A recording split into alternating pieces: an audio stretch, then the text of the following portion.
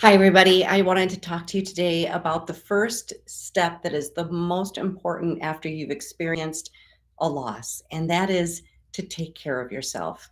You must actually commit to yourself and your healing path after you've experienced loss. Many of the bereaved actually skip this step because they immediately go into the heaviness of grief, the loss, the confusion, the bewilderment after experiencing a loss, especially if it impacts your finances directly, your housing, your family dynamics, all aspects of your life. So many of the bereaved get into kind of like a shaky area after experiencing a loss, especially if the loss is sudden or tragic. And it really takes a long time for the bereaved to get their footing again in life. And often they carry forward a lot of aspects of unhealed grief. That is exactly why I created my Grief Ease healing program, which is available on the app. So, both for Apple and Google, you can find it in their stores. But it actually contains the 9 spiritual lessons that I have in my full service program called Reconnect. Now, I have learned this through working with the bereaved for over 30 years as a medium and spiritual healer. I know how to find and heal the spiritual aspects that impact you and affect you moving forward after the loss of a loved one. So let me talk to you a little bit more about that. And I really strongly feel that if you have lost a loved one, you do need to reach out for support, whether it's a grief support group, a counselor, or some other way that you're committing to yourself. Of course, I would be honored for you to be in my Grief Ease program or reconnect or even set up a private session with me. But it doesn't matter which path you go, just please, please commit to yourself during this very fragile but also sacred time. You see, I find that when we experience grief and when we've had a sudden loss in our life, it shakes things up to the core where we are able to really look at our life, reassess, reevaluate, and oftentimes redirect because we learn so much from losing a loved one that is acts like a mirror for ourselves in our life where we can reflect upon that and maybe use their life as an example or our relationship to them to help us navigate what kind of changes we want to make, what kind of life we want to experience next. Maybe it gives us the courage and the determination to make some changes that we have been putting off or that we didn't feel quite motivated or supported to do. So grief is a unique time frame for you because many times in your life you may hesitate from reaching out for support. Many of you are afraid to ask for help. You're so independent. You're so strong and you've weathered life in so many ways. You've taken on so many things. But when it comes to grief, there is a softening to the spirit. This is actually a time where you should reach out for help, where you should ask people to support you, where you can have more support come towards you in life, where you do not have to do this alone. This is a time where your soul is really expanding. The healing process of grief may actually reveal so many things about you that you didn't know about yourself. And it may actually shift your perspective on some of those people that are near and dear to you. You may actually find that people step forward to support you that you never thought would. And you may find that your relationships shift quite a bit after the loss of a loved one, but it's always constantly revealing new things, new gifts, new cycles of life, new connections, new potentials. And I know it's difficult to think that way when you're suffering with grief. I know that it's difficult for some of you to even maybe imagine what I'm talking about, but I can tell you that every life you share is a soul contract. And every death that you experience is part of that contract.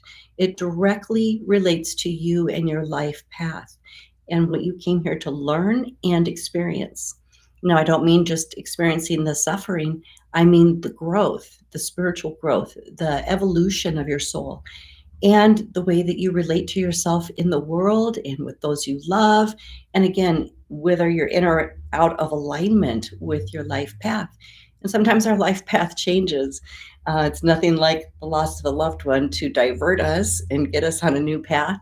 And that's okay too. Some of us came here to actually experience multiple life paths, and that's okay. It means that you're staying in the flow if you're allowing yourself to experience these changes. So, I wanted to talk to you a little bit about what you could expect when you sign up for Grief Ease and when you commit to putting your needs first and really honoring your healing path after you've experienced loss. If you decide to go the path with me, you have a couple options. Like I said, you can have a private session with me where we can do quite a bit of healing work and check on your loved one, bring through messages, do some heart healing, and understand the timing of their death better. We'll do that in a private session, or you can sign up for Reconnect, which is a 9-week spiritual healing program where I work with you once a week and we deeply dive into each of these aspects, the ones that I have discovered over the last 30 years working with the bereaved, the hidden kind of um, the hidden glitches where we need to address things on a more spiritual level rather than just emotional. So this will it'll veer you away from what traditional therapy will teach you. The spiritual aspects of healing grief are quite different. And because I've worked with the bereaved for so long, I know what those hidden aspects are, and I know what your soul longs to hear, feel, and know in order to heal and move forward. So we actually dive into 9 of those. Excuse me, that's my phone. Silence now. Okay, so my Reconnect program brings you into those 9 lessons. And that is an amazing, amazing time frame because it's broken into 1 week at a time where you actually have the healing with me live on the phone. And I do all sorts of spiritual healing for you and then give you an assignment to follow the next week. And then I have actually broken it down into Grief Ease in the app format where you do not have direct contact with me, but where I still share the same 9 spiritual lessons. And I have to say, people are loving the app. They are loving Grief Ease. They're still able to derive so much healing and insight from going through the 9 lessons. So that's the way that I have offered or kind of put together, packaged my services to be able to serve you, to help you make that profound next step in your self-love and in your healing evolution. And so I wanted to let you know that those are there for you. Now, some things that you can look for in your own life after you've lost a loved one. It's normal and natural to evaluate your life, where you have come from, what kind of relationship did you have with this person? What was their significance to you? What did their soul teach you? And what did you teach them? Because no relationship is by accident. We are all meant and destined to come together as a larger part of a soul family to teach and learn and grow together. Not all of those lessons are positive. In fact, quite a lot are not. And so, what I have found is with some of the most strenuous relationships, some of the largest growth in terms of your own soul and evolution. So look at those relationships maybe from a higher perspective. When we're still involved in the drama or the victimhood of a certain scenario, we're still in the me phase down here. But if we can get up here and kind of oversee those relationships from a higher vantage point, we can often see the lessons that were exchanged in both directions. And it's quite beautiful when you can see that and when you can really claim the benefits of any relationship you've had, even with those that you've struggled with. And I can also say this with absolute certainty, I can tell you that those difficult people that you experienced when they were living, when they pass, once they cross over, they do not have those same types of personalities. They do not react out of dogma or limits or traumas or fears, because their soul has been healed when they cross over. Now, the only time you would experience them in a lesser way is if they're stuck on the earth plane as what we call a ghost. That is an unhealed spirit, one that has not ascended. That is the only time that they would actually show up with anger, resentment, needing help, carrying on family drama. That is the only time. The majority of your loved ones are going to be going into the light when they pass. And that means they're elevated spiritually and they just drop, they just shed all of the falsehoods, even if it was very deeply ingrained in their personality and caused a lot of problems on earth. And this could be political views, religious views, um, domineering views, it could be old patriarchy paradigms, whatever it is, even abuse dramas, narcissistic behaviors, all of that stuff is gone the moment they cross over, and they actually emerge as their higher self, as their soul, as their true self, without all the programming. And so that's why I do like to encourage people to get their afterlife connection. It is extremely healing to interact with them from a higher perspective, where you're like, oh my gosh, I don't know. I've had people tell me I don't even think I want to because this person caused so much trouble for me in my life. I don't have any intention of wanting to connect with them. If you feel this way, honey, that means you still need to heal yourself because you're the only one carrying that forward. You're the only one feeling that way. Your loved one is in a whole entirely different vibration and is no longer part of that struggle paradigm. So if you're feeling that way, like, no, I don't want to connect, you're actually missing an opportunity to experience healing and to experience this individual as who they truly are instead of the role they came here to play. Like I said, mostly difficult to get you to grow, to inspire you, to push you out of your comfort zone, to help you overcome things, whatever it is, whatever your soul needed to learn is what they provided, even if it came through very, very difficult or negative circumstances. So this is really in alignment with your soul's path to understand these concepts, to understand these lessons.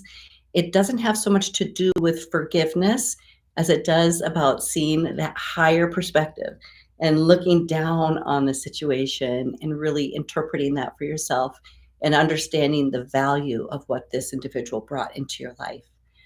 So, even I would say this, if somebody has been a protagonist or really created a lot of drama for you, trouble, struggle, all the things, and you really fought to overcome that in so many ways throughout your life, then they die and you're able to allow yourself to communicate with them from a higher perspective.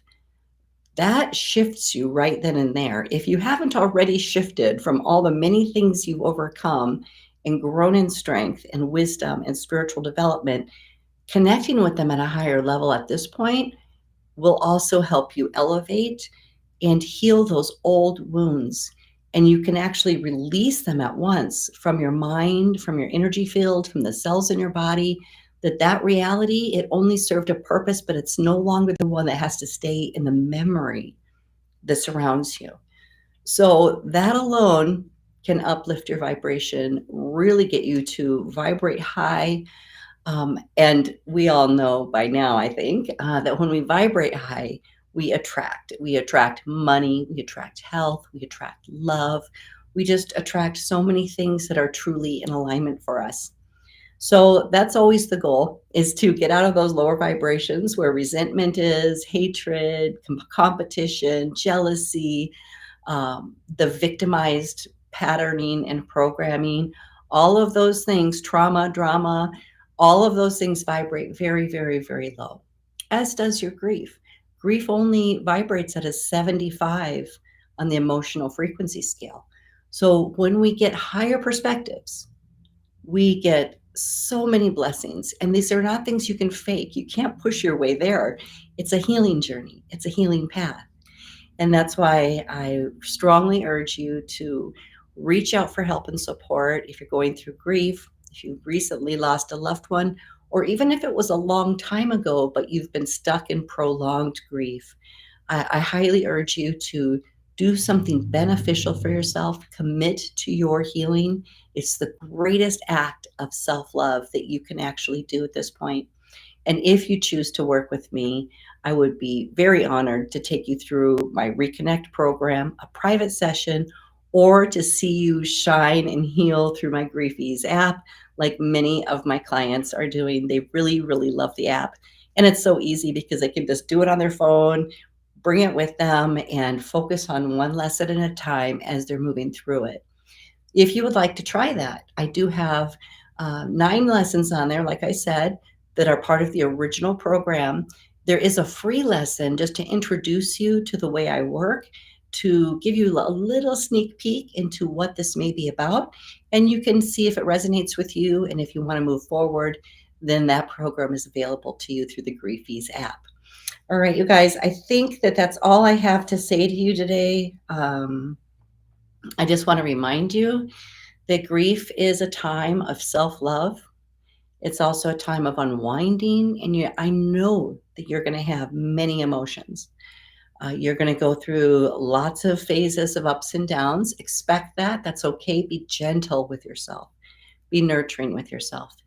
And most importantly, sign up or commit to a path of healing, whatever feels right for you, because you will need additional guidance and support as you're moving through this. Don't get lost in the abyss of grief. Find your way through it with the correct spiritual tools and guidance and support. All right, you guys, I love you and I hope to see you in the next video. Bye bye.